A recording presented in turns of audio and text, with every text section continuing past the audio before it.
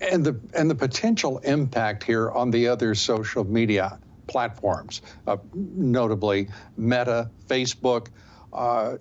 What will be the impact, if any, on them? Because they are as rigid in their ideology and their constraint or moderation, if you prefer.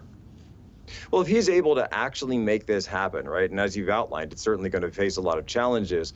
If he's able to do that, I think you're going to see people really swing into Twitter, people come back to it. But I do believe that a lot of people at the same time are going to have those same apprehensions that he may not be able to seal the deal, even as many successes as Mr. Musk has to his resume. But that being said, one interesting and intriguing angle of this was he talked about, and Jack Dorsey had mentioned this as well, but never got it done, turning Twitter into sort of an open source platform, because some of the other social media accounts that you may have mentioned out there, the platforms, so Truth Social, Getter, what becomes of these Twitter alternatives?